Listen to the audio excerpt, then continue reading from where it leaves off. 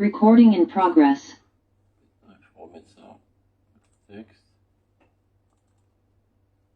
J'ai plus le texte d'un coup. Je sais pas le texte.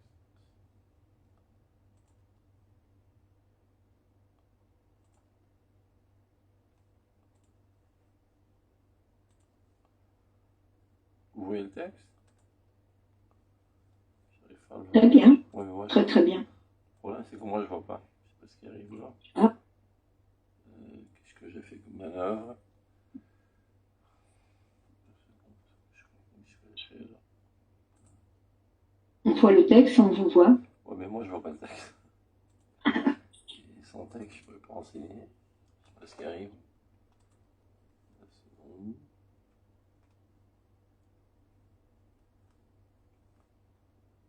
Regarde.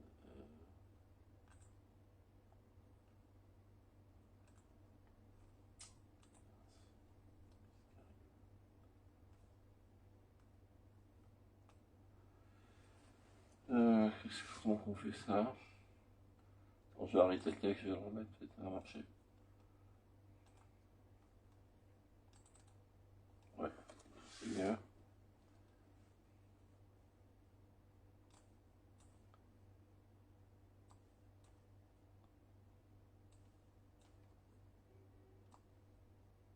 C'est bon.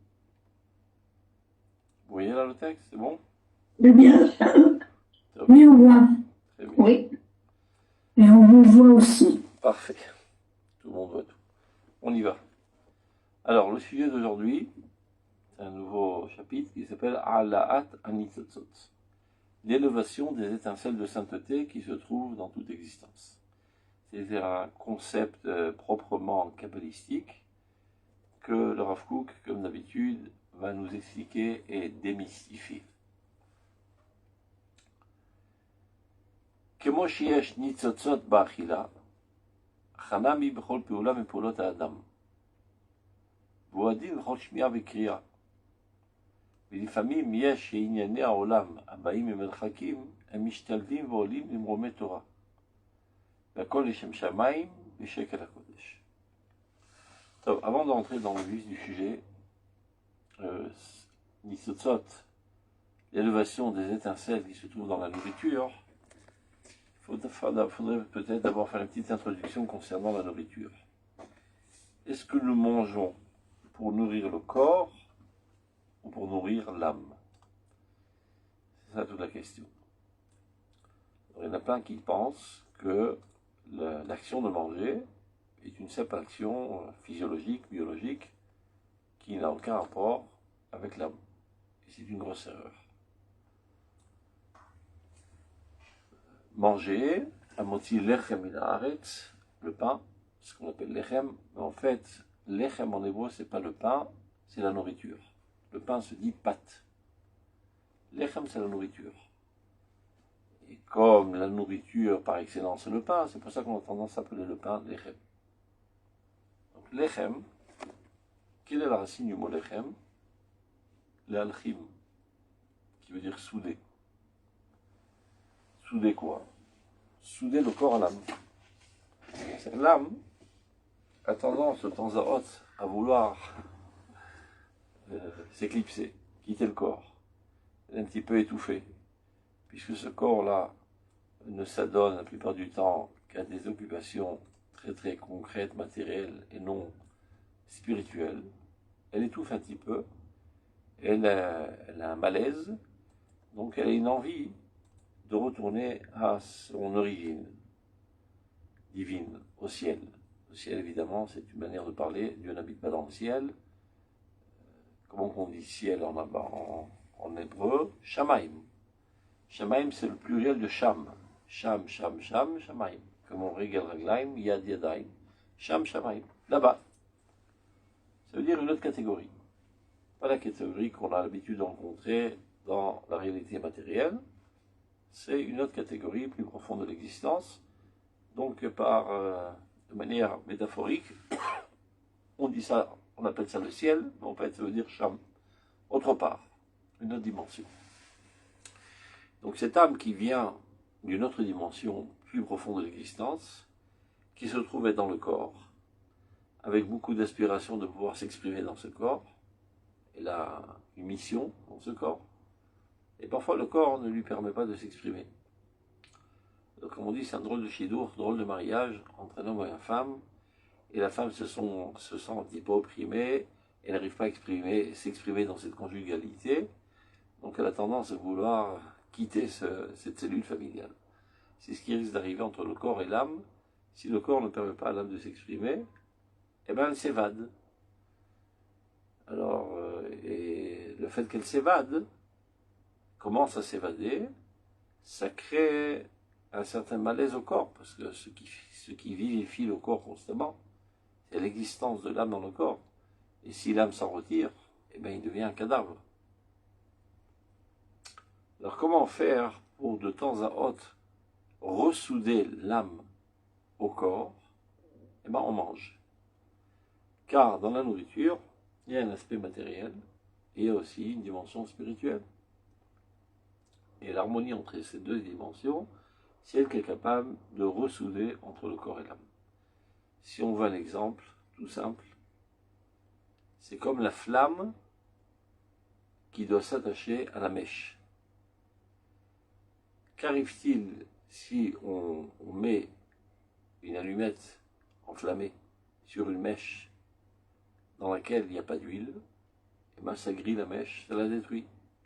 Pour que la flamme puisse être bien saisie dans la mèche sans la détruire et rester collée à elle, il faut qu'il y ait un produit intermédiaire.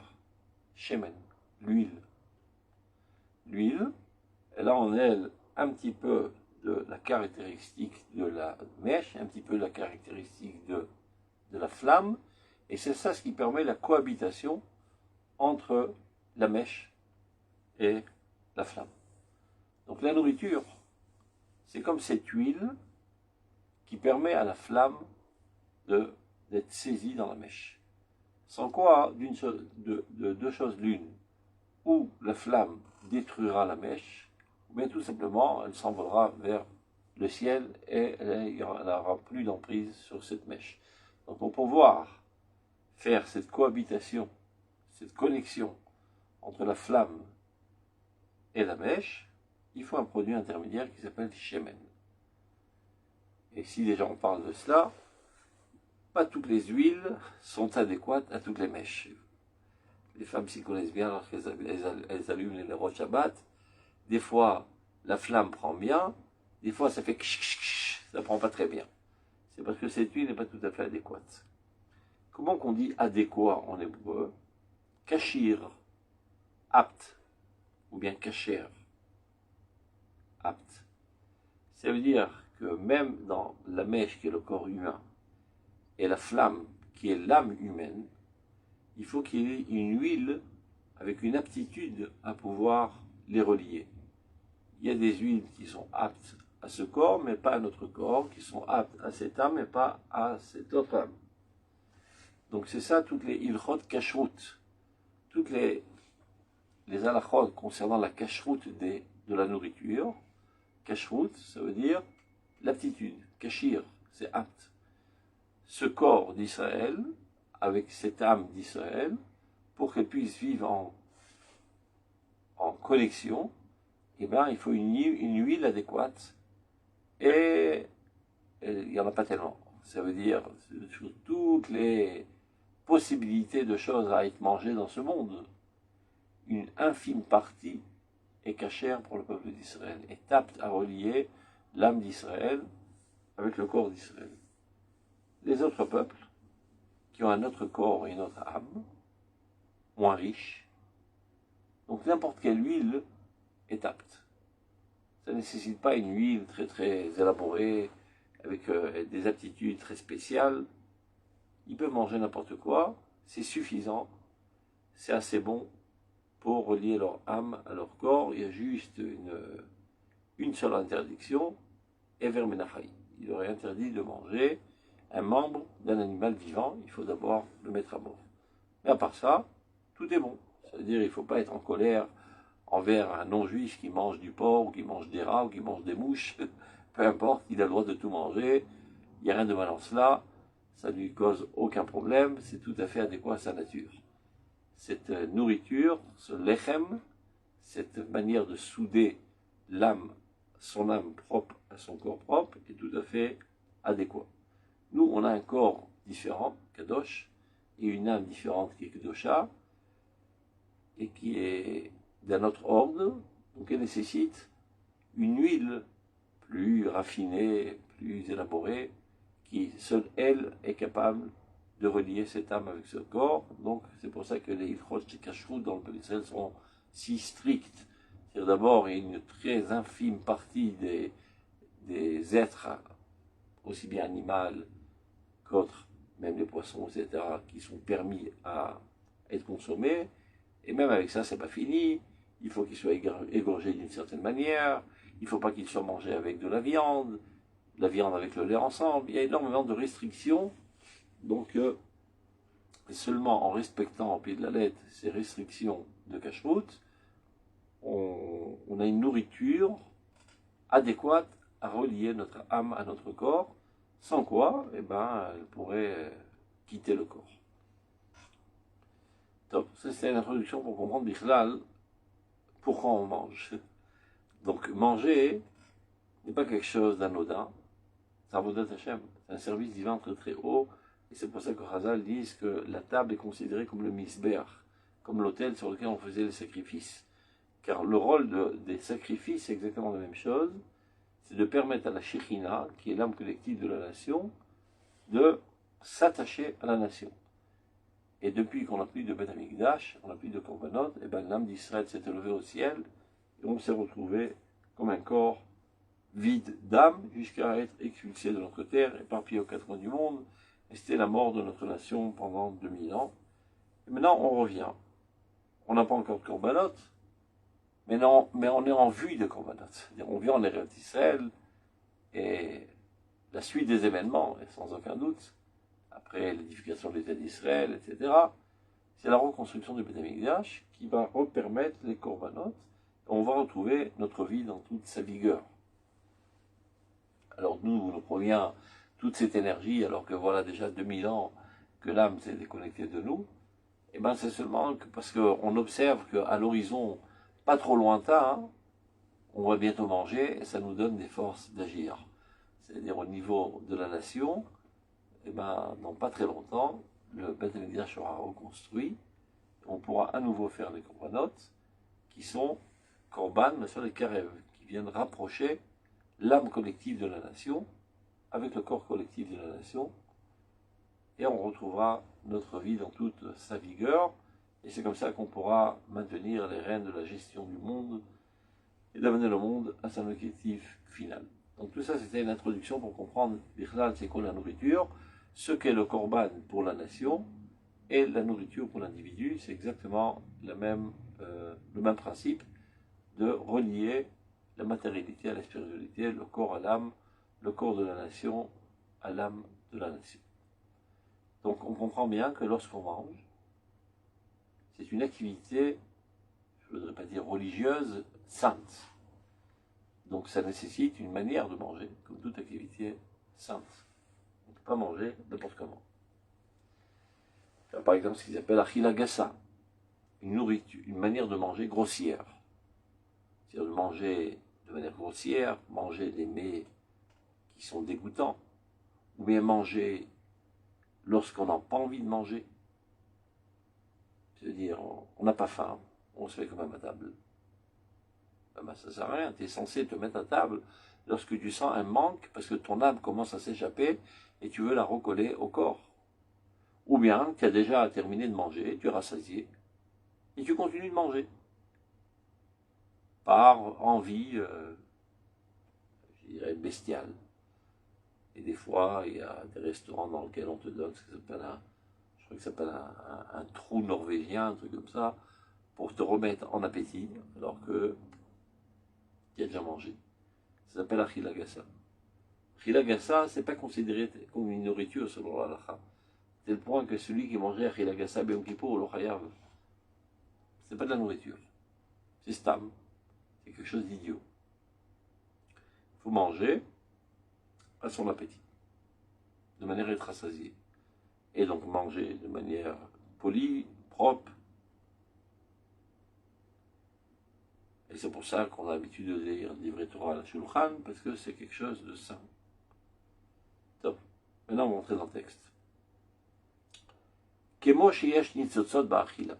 Donc de la même manière qu'il y a des étincelles de vie dans la nourriture, et c'est ça ce qui nous nourrit, ça veut dire, disons, les molécules vont redonner de l'énergie au corps, et les étincelles de sainteté vont repermettre à l'âme de se lier au corps. Car dans toute existence, il y a des parcelles de divinité qui la font vivre. Donc même dans cette pomme de terre que je suis en train de manger, il y a un aspect matériel, qui sont les molécules qui constituent la pomme de terre, mais il y a aussi une existence divine qui s'y trouve et qui fait qu'elle existe. Donc cette existence divine nourrit l'âme. Donc de la même manière qu'il y a des étincelles des partiels de divinité dans la nourriture que nous élevons, pourquoi on appelle ça Alat Anitzotzot, l'élévation des étincelles? Ben c'est clair.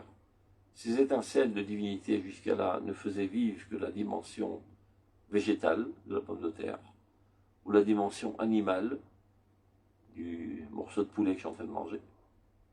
Et voilà qu'elles intègrent maintenant un humain. Donc elles s'élèvent. Et encore plus, elles intègrent un Ben Israël. Elles s'élèvent au 5e niveau de la création.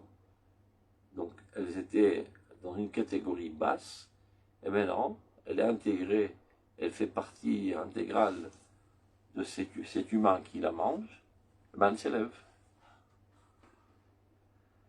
כמו שיש ניצוצות באכילה, הכנה מבכל פעולה מפעולות האדם. Et c'est ça le חידוש du Rav. C'est-à-dire ne pas laisser ce sujet-là de Alat Nitzot seulement au niveau de l'assiette.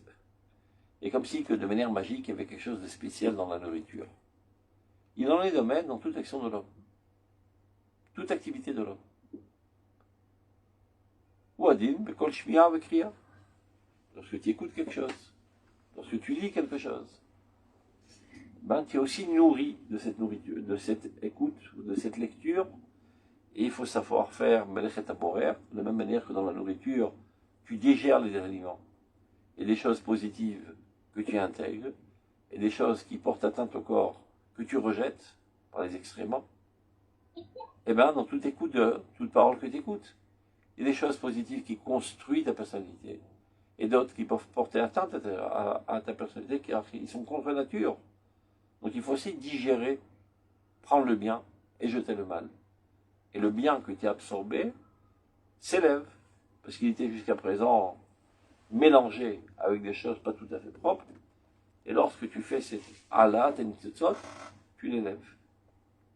Donc il en est de même dans toutes nos activités, pas seulement dans la nourriture, dans notre écoute, dans notre lecture. Et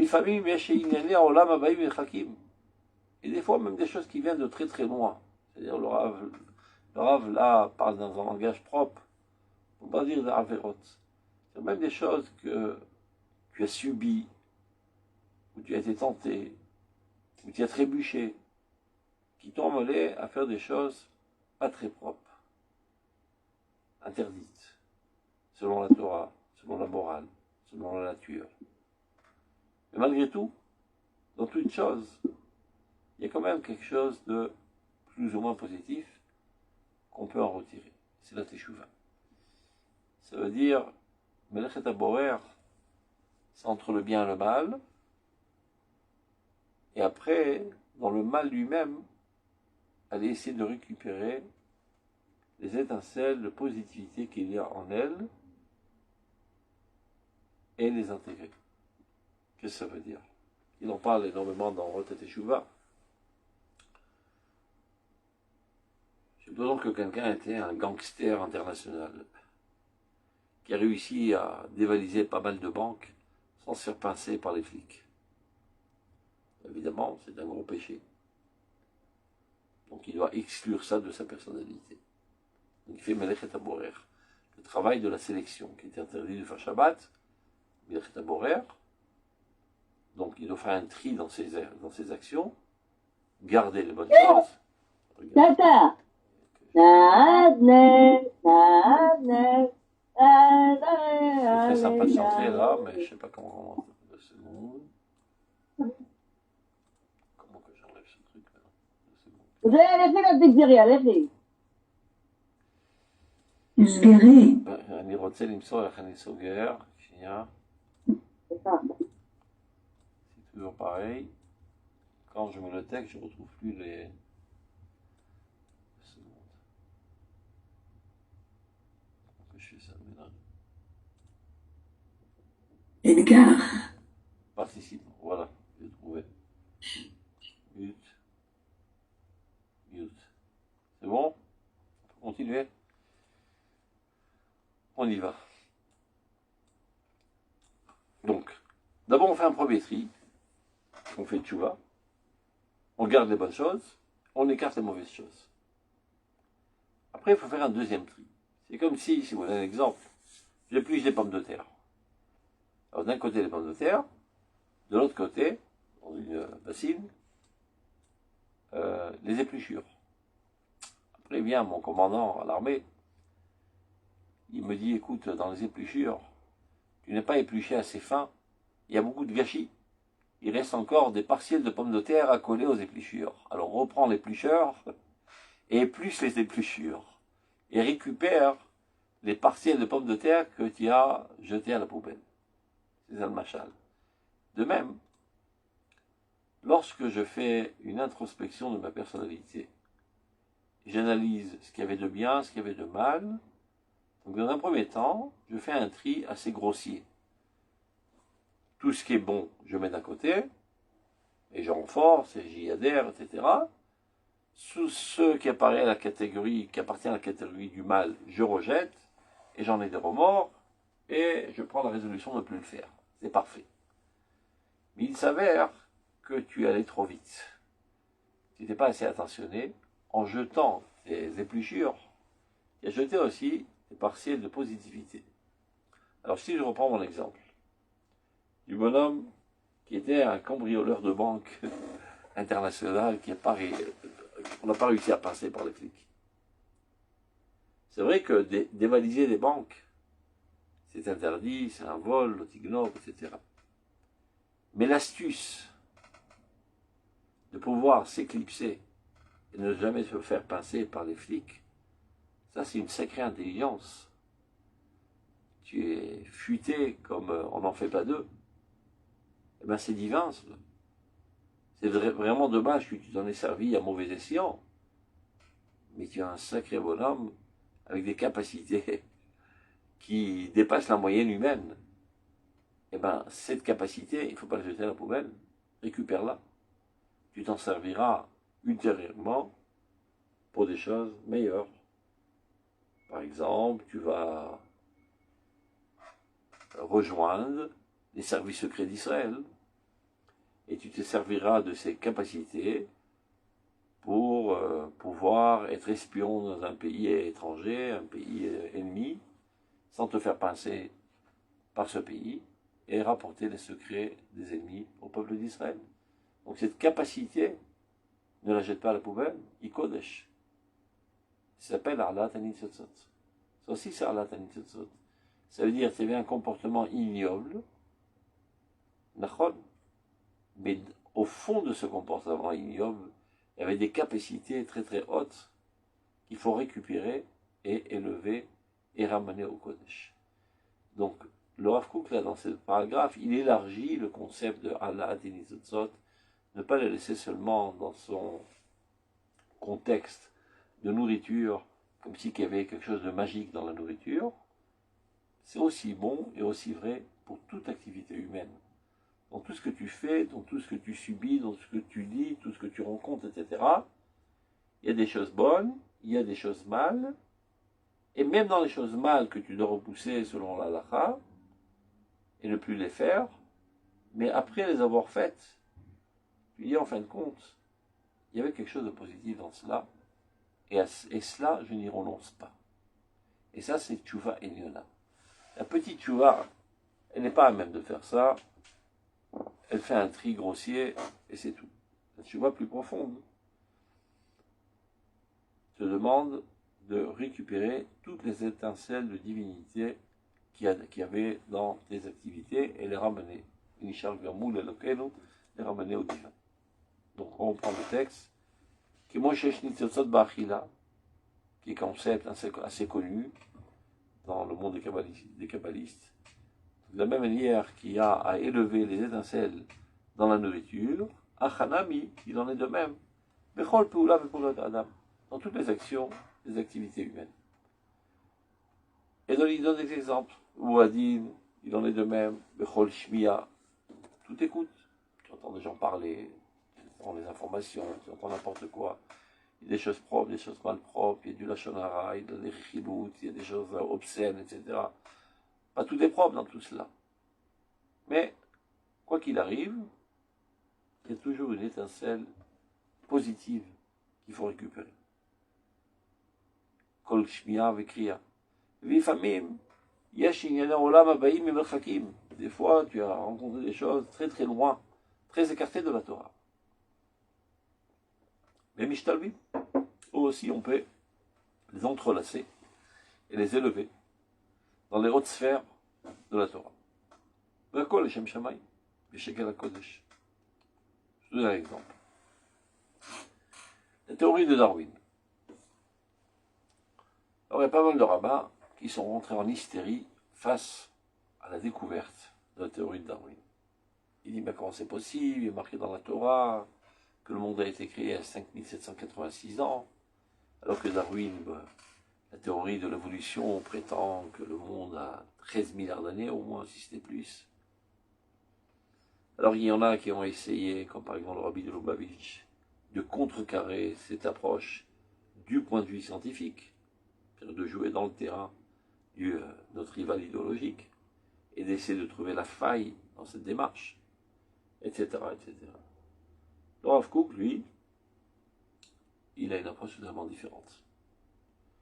C'est-à-dire, l'axiome de base est de dire que tout ce qui existe, tout mouvement de pensée, toute découverte, il y a toujours en elle une parcelle de vérité, une étincelle de divinité. Donc il faut développer une écoute très très très profonde et pointue pour essayer de percevoir ce qu'il y a de vrai dans toute théorie, dans toute idéologie, dans tout courant de pensée, etc. En fait, qu'est-ce que raconte la théorie de Darwin? Que le monde évolue. Ben, c'est parfait. C'est exactement le fondement de la Teshuvah. Que le flux de divinité qui afflue dans ce monde constamment crée une amélioration constante de l'existence. C'est-à-dire que lorsque ce flux frappe une fleur, elle grandit. Lorsqu'il frappe la science, elle s'épanouit. Lorsqu'il frappe l'art, elle s'épanouit, etc., etc. Et lorsqu'elle frappe l'homme, eh ben ça l'amène à penser des pensées de remise en question, d'élévation, de s'épurer, etc., etc. Et ça l'améliore. Donc, la théorie de Darwin, en d'autres termes, c'est le fondement essentiel de la Teshuvah. Donc, maintenant, si on pose des questions banales, de dire, mais quand est-il possible, alors qu'il y a marqué dans le livre de Bereshit que la terre est écrite en 6 jours, on sait très bien que toute la paracha de Bereshit n'a aucune lecture de Pshat. La Torah, elle est écrite sous forme de Pardes. Pshat Remesh Drash Sod. C'est-à-dire la lecture la plus littérale, après avec des allusions, avec un drash, c'est-à-dire une compréhension encore plus profonde, et après avec un sod, les secrets de la Kabbale, qui sont dissimulés derrière les psukim. Et le Ramban, dans son introduction au Sefer Bereshit, la paracha de Bereshit n'a aucun pshat. C'est-à-dire elle ne relate aucun fait réel. Ce sont que des métaphores qui viennent nous transmettre des idées divines très très importantes que nous devons intégrer et grandir à leur lumière. Donc tout ce qui est décrit là-bas, évidemment, ce ne sont pas la description de faits concrets et réels qui ont eu lieu, ce sont des métaphores. Et qu'il faut comprendre, il faut s'approfondir. Maintenant, à vrai dire, il n'y a aucune contradiction entre ce qui est marqué dans la Torah et ce qui est marqué dans la théorie de Darwin. Tout dépend à partir de quand tu mets le compteur du temps. Si tu considères que ce monde, c'est la matière, eh bien, selon le carbone 14, en effet, il se peut que ce monde existe depuis 13 milliards d'années, peut-être plus. Si tu considères que ce monde, c'est l'homme, l'homme que nous appelons l'homme, l'homme avec une finalité morale, avec un idéal moral, pas l'homme de Cro-Magnon, au Néandertal, etc., qui était quelque chose de, comment dire ça, une transition entre le singe et l'homme. L'homme par excellence. Alors de notre point de vue, l'homme par excellence, c'est l'homme avec une capacité de réflexion abstraite et avec un idéal moral. Ben, cet homme est apparu il y a 5786 ans, c'est là qu'on m'appelle Adam Rishon. De notre point de vue, c'est le premier homme. Parce qu'il y avait avant ça toutes sortes d'essais, comme il y a marqué dans le bras, il y a bonheur en la montre ou Machrivan, Dieu construisait des mondes et les détruisait, ça nous importe peu. C'est un curiose assez intéressant, mais ce n'est pas le message de la Torah, car la Torah n'est pas un livre d'histoire. La Torah est un livre de morale. La Torah nous enseigne quoi faire, comment améliorer ce monde, comment amener ce monde à sa finalité morale. C'est ça de quoi parle la Torah. Ce n'est pas un livre d'histoire qui relate des faits. Donc, Sefer Torah nous raconte comment a apparu l'homme, comment doit être l'homme le plus idéal, Adam Rishon, et on te donne un prototype à imiter. C'est à cela que tu dois arriver, à devenir comme Adam Rishon. Ici, Kappa, qui est en contact direct avec Dieu, qui est à un niveau de prophétie bien plus haut que celle de Moshe Rabbeinu, Zihara Ilaha. Telle est ton origine, telle est ta potentialité qui se trouve en toi, mets-toi au boulot et amène-toi à exprimer cette potentialité de manière optimale. Et tu auras finalement accompli ton rôle dans ce monde.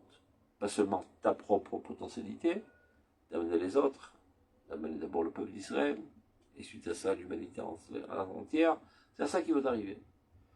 Donc, alors si ça s'appelle Ala Tanitzotzot, c'est-à-dire tu rencontres une théorie qui a priori, dans un premier regard assez superficiel, on a comme l'impression qu'il vient contrecarrer ce qui est écrit dans la Torah.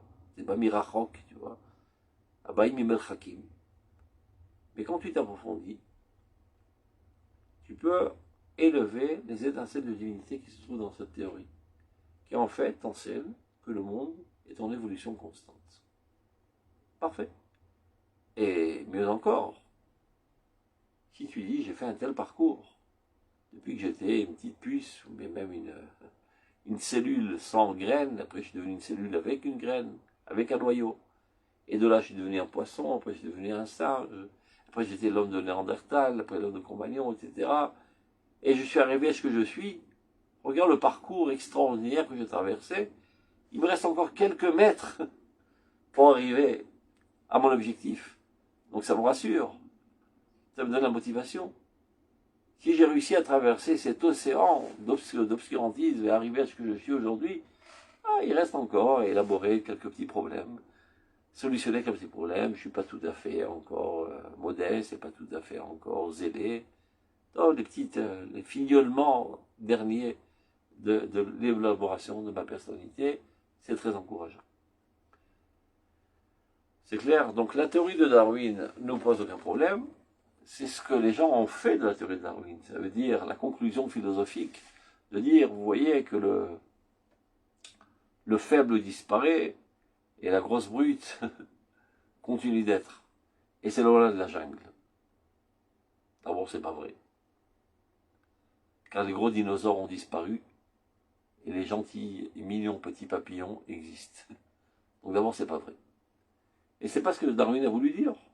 Il a voulu dire tout simplement, de manière très scientifique, qu'il y a une évolution. Donc au lieu de prendre ça vers des horizons négatifs, de dire que c'est la loi du plus fort qui doit gérer la société humaine, la loi de la jungle, non. Nous, on prend ça dans d'autres horizons. La leçon qu'on retire de la théorie de Darwin, c'est qu'il y a une évolution constante du monde. Et s'il y a une évolution du point de vue physiologique, morphologique, biologique, il y a aussi une évolution du point de vue psychologique, du point de vue moral. Tout évolue et tout va dans le bon sens vers la finalité du monde. Donc ça aussi, ça s'appelle Allah Tanitzotzot.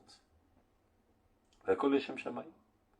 Et tout est pour l'apparition, le dévoilement du nom de Dieu dans ce monde. Le Shekel HaKodesh, évidemment, il faut être très précis, très mesuré, et pas prendre d'emblée tout ce qu'on te raconte, de dire ouais tout est simple. מה זה בשקל הקודש? Ça veut dire à juste mesure. Il faut peser le pur. Juste mesure. L'ishkol. L'ishkol, c'est mesurer, c'est peser. C'est-à-dire ne pas prendre tout d'emblée, de dire tout ce qui vient est parfaitement bon. Il y a des choses bien, des choses mal. Et même dans le mal, il faut retirer le bien, mais pas tout prendre ensemble. Donc tu veux dire, bon, le nazisme aussi, c'est parfait, si ça existe. Non. Lo yavo becholet la kodesh. Pas dans toute chose il y a du kodesh. Il y a peut-être des toutes petites étincelles de divinité qu'il faut chercher à la loupe et au microscope. On ne peut pas dire, si ça existait, donc c'est bien. Non, c'est pas bien. Lo yavo becholet la kodesh. Donc, Beshek la kodesh, de manière générale et globale, oui, il y a toujours à rechercher le bien dans tout ce qui existe, mais comme toute chose, il y a l'exception qui confirme la règle. Il y a des choses qui ne sont pas bien et qu'il faut détruire, en sachant qu'il y a malgré tout un micron de positivité, mais on n'est pas à même de le faire, donc on laisse ça pour d'autres, ce n'est pas notre rôle. Top, on continue. Bête. Yoter midai, en lidog afilou machila gassa. Donc on a parlé tout à l'heure de achila gassa. C'est quoi achila gassa? C'est une manière de manger grossière. Donc il y a trois explications selon Chazal. Ou bien tu manges des choses qui sont dégoûtantes, ou bien tu manges de manière dégoûtante, ou bien tu manges quand tu n'as pas faim, donc tu manges pour rien. Ou bien tu manges après que tu es rassasié. Ça aussi, ça ne s'appelle pas de la nourriture. Parce que comme on l'a expliqué, la nourriture, c'est la manière de l'alchim, de souder le corps à l'âme. Là, tu ne soudes rien, parce qu'elle est déjà soudée. Tu vois bien, tu n'as pas faim, c'est-à-dire qu'elle n'a pas commencé à partir. Tu es rassasié, donc elle est collée. Et tu manges comme un glouton, tu te jettes sur la nourriture de manière indécente. Ben, ce n'est pas adéquat à ta dimension humaine. Donc évidemment, il est interdit de manger achila gassa. Mais vient le Rav Kook, comme d'habitude, nous réconforter. Même si il est arrivé que tu as trébuché et que tu as mangé de cette manière, achila gassa. Évidemment qu'il faut avoir des remords et des résolutions de ne plus le faire. Mais ce n'est pas encore une cause pour sombrer dans le désespoir et de te culpabiliser jusqu'à en mourir de peine. Donc le terme midai, enidog, il ne faut pas trop se soucier même d'achila gassa. Car Bedi Avad, rétroactivement, même dans cette achila qui n'est pas souhaitable, qui est négative, italou kon nitzotzot et gdusha gedola. On peut élever les nitzotzot à une haute sainteté. Par exemple, normalement, avant de manger, on devrait réfléchir. Pourquoi je mange? Ben pour vivre. Et à quoi ça sert que tu vives? Et comment ça veut dire ça? Je veux vivre. Mais pourquoi tu dois vivre? Ben pour être au service de mon peuple. Pour réaliser l'idéal de mon peuple. Et quel est l'idéal de ton peuple? Ben d'élever l'humanité entière à sa véritable dimension d'être au service de Dieu, d'être se comporter selon la morale. Telles devraient être les pensées que nous avons avant de commencer à manger. Si on ne l'a pas fait avant, eh ben on peut le faire rétroactivement. Ça s'appelle le Berkata Mazon. Combien de temps on peut récupérer rétroactivement une nourriture qui n'a pas été faite au préalable comme il le faut? Ben, tant que la nourriture n'a pas été encore digérée, le temps de la digestion, qui est 72 minutes. Parce que si nous analysons les paroles du Pacte Hamazon, qu'est-ce qui est marqué dedans? Béni soit-il l'Éternel, qui nourrit tous. Merci. Et à quoi ça sert qu'il nous nourrisse et qu'on vive? Baruch Hashem, à la Haaretz, à la maison. Haaretz, Eretz Israël, le nationalisme d'Israël, l'État d'Israël, la collectivité d'Israël, la vocation du peuple d'Israël. Et à quoi ça sert le nationalisme d'Israël? C'est un but en soi ou un moyen? Non, seulement un moyen. Quel est le top? Boné Binyan Yerushalayim, la troisième bracha, qui reconstruit Jérusalem. Jérusalem, c'est le Beth Amikdash, à propos duquel il est marqué Ki beti betfila ikare lechol amim. Cette maison-là, ma maison, dit Dieu, sera un endroit de prière. Prière, tfila, c'est la chaîne filine, c'est-à-dire de lien, de contact, pour toutes les nations du monde.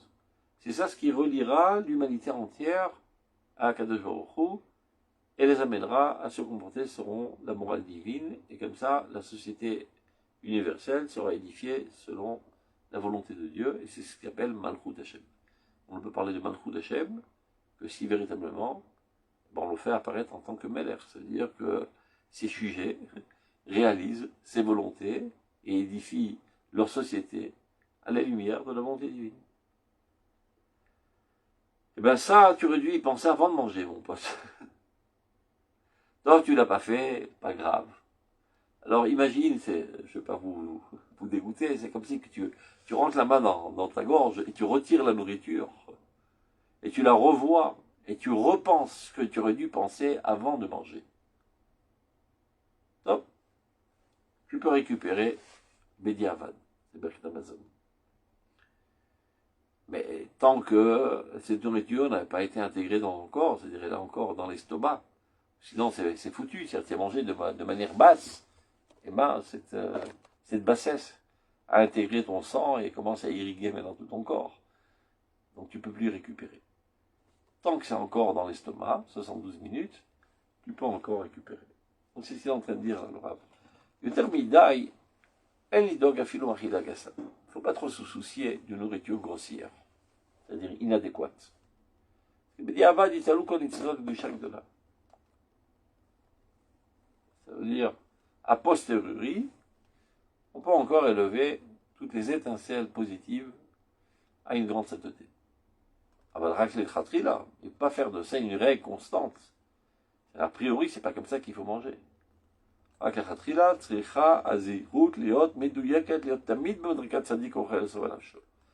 faut toujours s'organiser de manière à manger comme il le faut.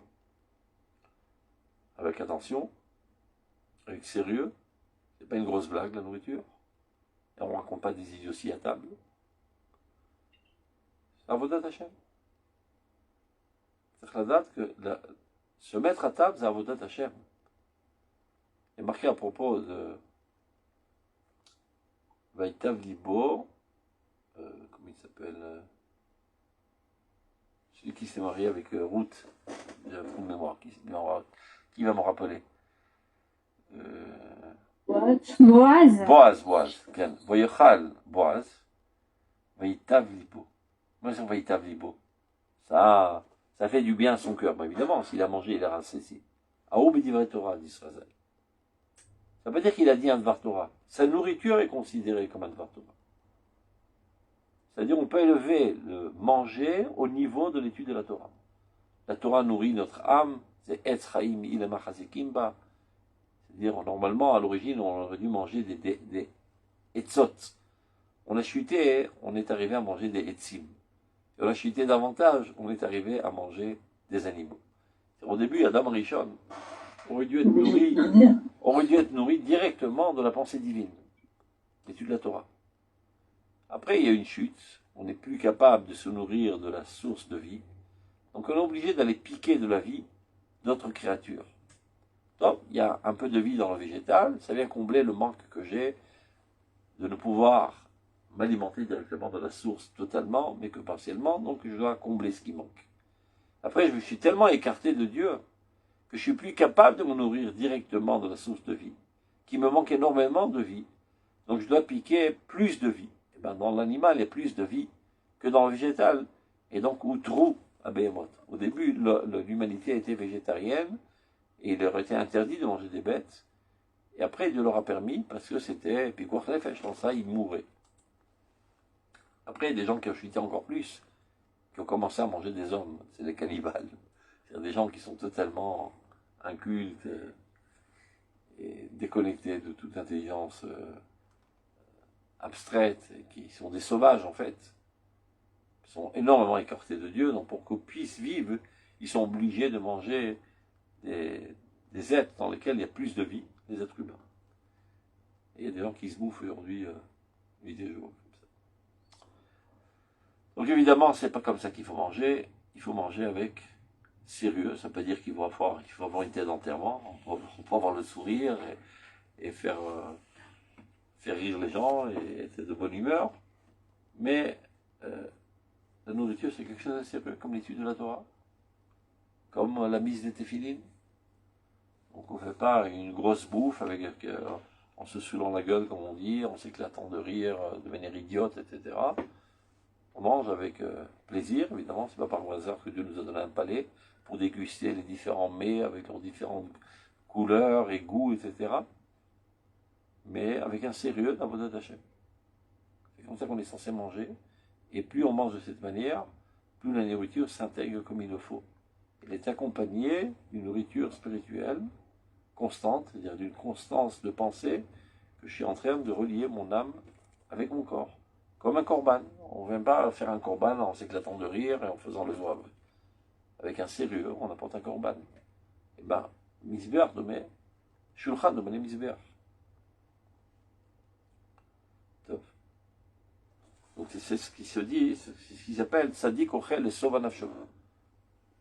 C'est-à-dire, si tu veux savoir qui est tzadik, si toi tu es tzadik, si tu manges véritablement pour rassasier ton âme. Et non pas, c'est un pour t'adonner, qui devient finalement une addiction comme une autre drogue. De manger, de remanger, encore un chocolat, et encore un truc, et on n'en finit jamais, on passe 4 heures à table. Gimel. הניצוצות שבאכילה עולים דווקא יחד עם הניצוצות העולים מכל התנועות והדיבורים, המעשיים הקניינים. ולפי ערך הטוב והיושר הנמצא בכל תנועות החיים עולים הניצוצות שבאכילה ושתייה וכל הדברים שיש בהם הנאות גדולות מורגשות. מה שנעשה בטבע בעומק הנפש וקישורה עם המציאות כולה הוא יסוד מוסד לעמקי דעה וחוכמת עולמים להיות כמעיין נובע כנהר שלא פוסק. Ça va dans la même ligne de pensée qu'on a dit précédemment. Il ne faut pas comprendre ce concept de halat, l'élévation des étincelles dans la nourriture, seulement dans le contexte de l'assiette à table, et comme si c'était quelque chose de magique. C'est tout le comportement de ta vie.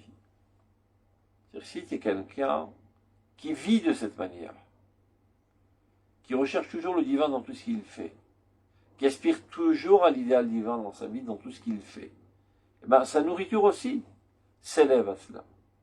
Ça veut dire, je donne un exemple tout simple, si tu es quelqu'un d'idéaliste, c'est-à-dire que ton objectif est toujours de faire du bien dans ce monde. Donc tout ce que tu fais contribue à ce bien. Tout est mobilisé vers cet objectif. Toutes tes activités s'élèvent au niveau de cet objectif.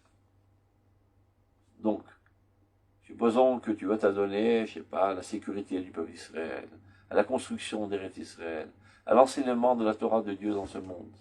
C'est ça ton objectif dans la vie. Chacun, selon ses aptitudes, ses affinités, choisira quelle activité il aura dans sa vie. Mais l'essentiel, c'est de vouloir faire du bien. C'est ça l'idéalisme. Donc lorsque tu as mangé maintenant une pomme, cette pomme a rajouté de l'énergie dans ta vie, qui va te permettre de réaliser cet idéal. Donc, cette énergie que tu as intégrée en mangeant cette pomme, automatiquement s'élève au niveau de ton idéal. Ça s'appelle Allah Danitzotzot. Et on ne peut pas envisager que quelqu'un soit une brute le long de la journée, avec des aspirations nulles, grossières et sales, et lorsqu'il se met à table, il récite toutes sortes de prières mystiques, les Shemichou, Tushabichou, Shlinte, etc., etc., et que de manière magique, sa nourriture va s'élever. Eh bien non, si c'est une vache, il restera une vache. C'est pas parce qu'il a récité toutes sortes de textes qu'il devient un homme. Donc toujours le Rav Kook nous amène à une compréhension de globalité, d'intégrité, d'harmonie avec toute la vie. Donc Allah Tanitzotzot, c'est pas une région bizarre dans le long de la journée, je sais pas, tu te donnes un petit quart d'heure à table, et tout d'un coup, tu as des pensées mystiques, etc., et c'est ça qui va lever ta nourriture. Eh ben non. Si toute la journée, tu es une bête, tu es une machine à sous qui ne cherche qu'à remplir tes poches de dollars, et c'est ça ce qui t'intéresse dans la vie, bon, c'est pas parce que tu as dit 5 pages de Kavanah des Mekoubalim avant de manger que ça va élever ta nourriture. Parce qu'en fin de compte, l'énergie que tu as intégrée pendant cette nourriture, à quoi elle va servir? Eh bien, à ton activité continuelle de toute la journée. Donc elle se rabaissera à ton activité. C'est ce qu'il est en train de dire, regardez. Anitzotzot Shavachila, les étincelles qu'on est censé élever dans la nourriture. Olim ne peuvent véritablement s'élever avec les autres étincelles qui s'élèvent de tous tes mouvements dans la vie. Adibourim, toutes tes paroles, toutes tes actions, tous tes achats, c'est-à-dire toutes les choses que tu acquiers, tes acquisitions, tes connaissances, tes biens, etc. En fonction du bien et de la droiture qui se trouve dans tous tes mouvements de ta vie.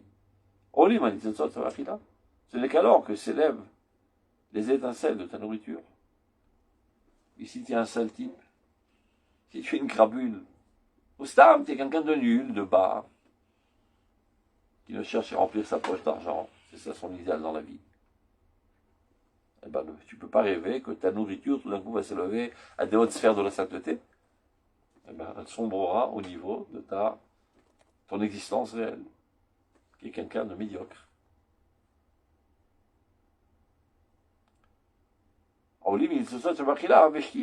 C'est le cas alors que les étincelles du manger et de toutes les boissons que tu bois, et de manière plus large, on a dit précédemment, c'est pas seulement dans la nourriture, c'est tous les plaisirs matériels qui peuvent être vécus seulement en tant qu'excitation des nerfs, qui transmettent au cerveau, à la région qui donne, on appelle ça le plaisir, donc tu es un drogué, tout simplement, ou bien pour être en toute fonctionnalité. De la même manière que je dois me sentir bien corporellement, sans quoi je ne peux pas travailler. Si j'ai mal au dos, j'ai mal aux pieds, j'ai mal aux jambes, j'ai mal aux oreilles, j'ai mal partout, ben, je ne suis pas fonctionnel. Il faut bien me sentir psychologiquement, me sentir bien. Vous voyez, par exemple, très souvent, il y a des gens qui vont sur le front et qui font une partie de grillade pour les soldats et qui leur apportent toutes choses de sucreries, etc. Mais à quoi ça sert? Ben, ça sert pour qu'ils se sentent bien, qu'ils soient joyeux, qu'ils soient satisfaits, qu'ils soient rassasiés, qu'ils soient contents du fait que il y a des gens qui ont pensé à eux. Et tout ça pourquoi? Pour qu'ils puissent combattre. Parce qu'on ne combat pas seulement avec des armes et avec nos muscles, mais essentiellement avec notre motivation. Donc il faut relever le moral. Il faut comprendre que tout le peuple est derrière toi. Donc de même dans tes combats et tes activités journalières, il faut te sentir bien. Donc lorsque tu manges, et même tu prends plaisir, je sais pas, à déguster une glace ou manger un bon steak, peu importe, ou une bonne salade de fruits ou de légumes, peu importe. Tu dois manger avec une pensée. La mère, Baruch ata Hashem. Baruch ata Hashem, boré peri haaretz. Merci mon Dieu de me donner ce fruit. Dit le Kuzari, c'est pour intensifier le plaisir. Parce qu'il y a une différence si tu manges une patate ou tu manges une pomme de terre que Dieu t'a donnée. Lorsque quelqu'un t'apporte un cadeau, tu peux être un idiot qui est content du cadeau, ou tu peux être quelqu'un de grand qui est content du fait que quelqu'un t'aime et a voulu exprimer son amour en te donnant cet objet. Mais en fait, l'objet n'a aucune importance. C'est le fait que ça provient de cet être qui m'aime. C'est ça qui me satisfait, qui me réjouit. Donc lorsque tu sais que tu es en train de manger, parce que Dieu a voulu te procurer ce bien-être, eh ben, ça te procure beaucoup plus de plaisir que Stam exciter les nerfs de ton palais et transmettre l'information à ton cerveau. Là, tu manges comme un animal. Donc il dit le Kuzari, quand tu fais une bracha, tu relis cette pomme à Dieu. Qui Dieu se soucie de ton bien-être et veut ton bonheur. Ben, ça me comble de bonheur. C'est comme ça qu'il faut manger. Et c'est pour ça qu'il faut une bracha. Relier la nourriture à Dieu.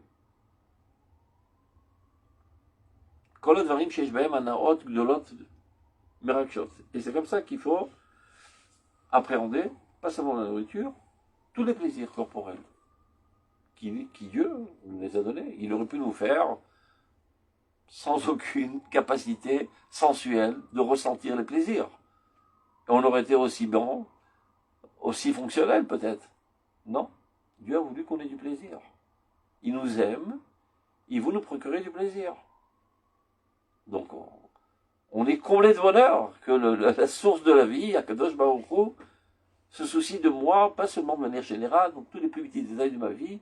Il veut que je me sente bien, que j'ai plaisir, etc. Quand tu vis cet instant de plaisir en pensant à cela, ça élève ton plaisir à 1 milliard de fois plus haut. Et ce qui se passe au plus profond de ton âme, à ces moments-là, Vekishura et ton lien avec l'existence, du fait même que tu es partie intégrale de l'existence, ça élève l'existence entière, ça ne se trouve pas seulement entière, en toi. D'autres que Marianne Novea, ça devient une source jaillissante, ou que Nahar chez nos possèques est comme un ruisseau, un fleuve qui ne cesse de couler et d'abreuver et de rajouter de l'abondance de biens dans le monde. Donc, on va arrêter là aujourd'hui. Portez-vous bien. Shabbat shalom. Merci beaucoup. Shalom, shalom.